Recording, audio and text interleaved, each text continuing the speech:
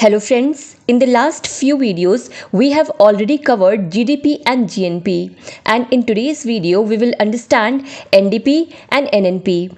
Roughly speaking, we can say that GDP and GNP calculate the gross value of national income, whereas in NDP and NNP the net value of national income is calculated. So first of all we have to understand the difference between these two.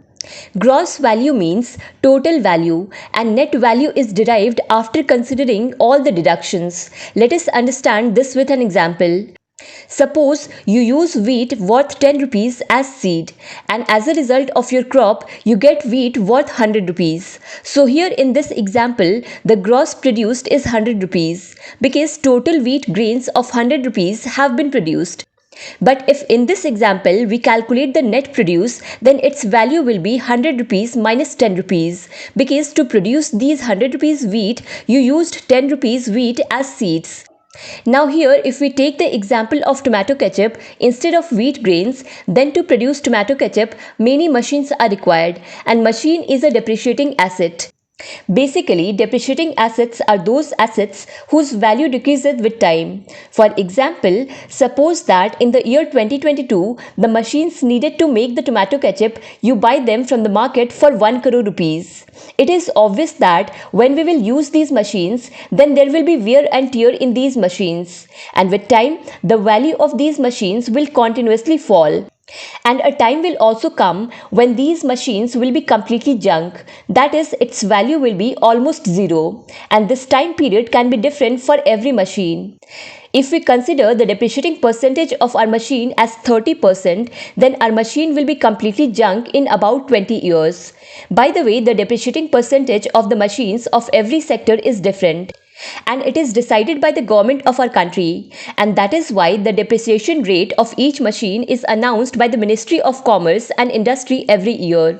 In 2022, the value of our machines is 1 crore. And the government has announced that its value will decrease by 30% every year. So it means that the value of this machine will become only 70 lakhs in 2023.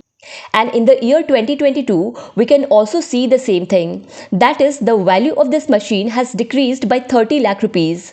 And we see this depreciation as an expense. Let us assume that our ketchup company has made a total profit of 25 lakh rupees in the year 2022. So usually the company has to pay income tax on the profit it makes. That means we have to pay tax on total 25 lakh rupees.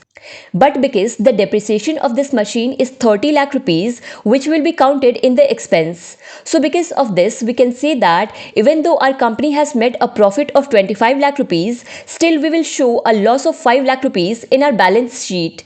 This means we have to pay zero tax. So here you must be able to understand the power of depreciation. Depreciation is such a weapon of companies from which companies make a lot of deduction. In fact, you can see that many big companies like Amazon pay zero tax, while they make profit in crores and billions of rupees every year. So that was about tax. But let's come back to depreciation. So here we saw that in the year 2022, the total depreciation of this machine was 30 lakh rupees. And this information is received by the government from the income tax department. Because while filing tax, companies fill the information that which of their machines or assets have been depreciated. So for simplicity, we assume that there is only one company in our country that manufactures ketchup sauce. And the price of this ketchup sauce is 10 rupees, and 10 lakh bottles are produced this year. So the gross produce of this financial year is 10 lakh into 10 rupees, which is equal to 1 crore, which is gross produce. And if we talk about net produce, then net produce will be 1 crore, which is gross produce, minus depreciation, that is 30 lakh rupees. So total value will come out to 70 lakh rupees.